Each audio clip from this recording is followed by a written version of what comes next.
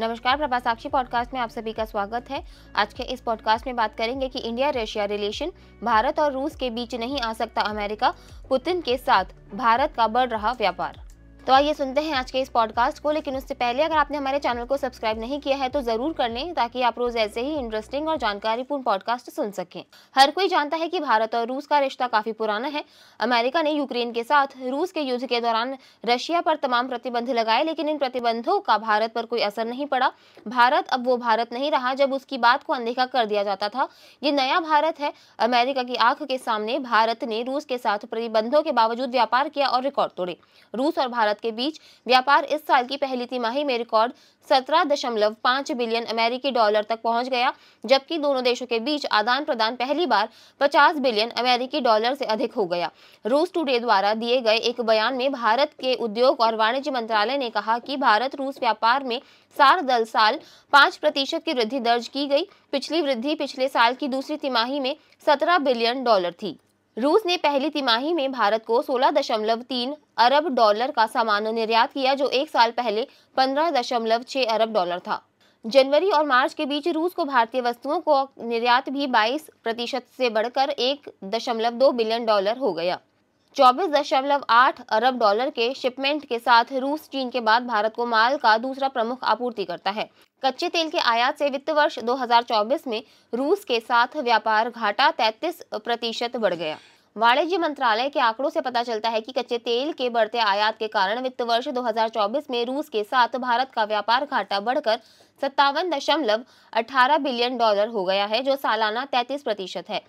वित्त वर्ष 2024 में रूस से आयात 61.44 बिलियन डॉलर रहा, जो कि सालाना 33% अधिक है, और निर्यात 4.26 बिलियन डॉलर था, जो कि 35% अधिक है। वित्त वर्ष 2024 के दौरान रूस के कच्चे तेल का आयात 46.49 बिलियन डॉलर रहा, जो पिछले वित्त वर्ष में 31.03 बिलियन डॉलर से बढ़कर 49.82% वृद्धि के साथ दर्ज हुआ था। वित्त वर्ष 2011 के बाद से रूस के साथ भारतीय आयात और व्यापार घाटा लगातार बढ़ा है।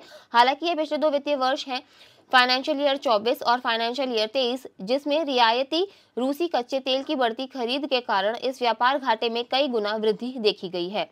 व्यापार घाटा बढ़ना।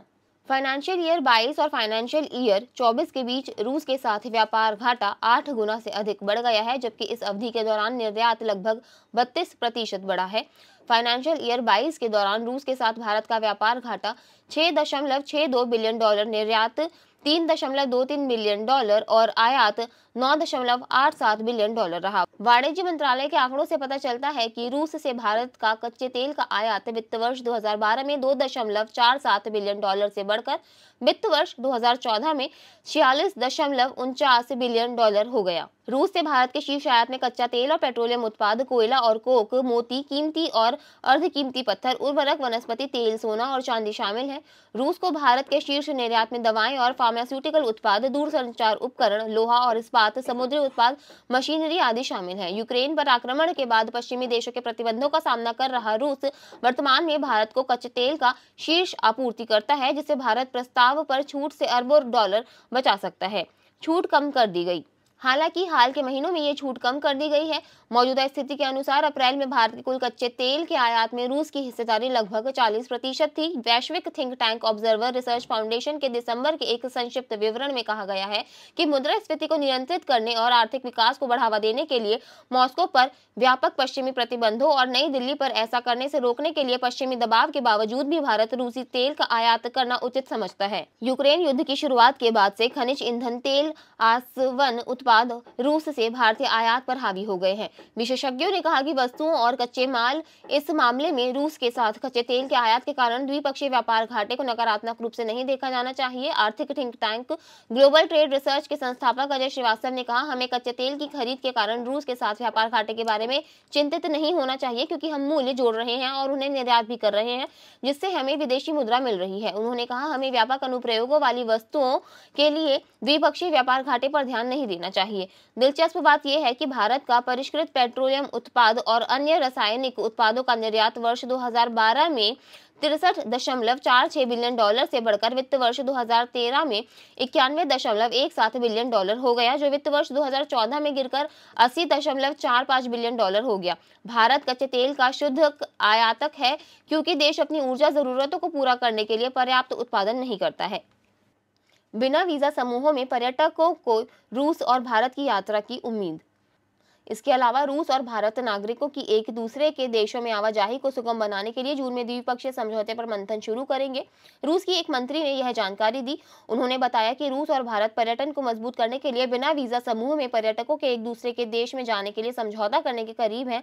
रूस के समाचार चैनल RT न्यूज ने बुधवार को रूस के आर्थिक विकास मंत्रालय में बहुपक्षीय आर्थिक सहयोग एवं विशेष परियोजना विभाग के निदेशक निकिता कांद्रातेव को उद्धृत करते हुए कहा कि भारत में इस मुद्दे पर प्रगति हुई है। मंत्री ने कजान में अंतर्राष्ट्रीय आर्थिक मंच रूस इस्लामिक दुनिया कजान मंच 2024 से इतर बताया कि समझौते के मसौदे पर जून में चर्चा होगी और इस पर साल के अंत में हस्ताक्षर होने की उम्मीद है।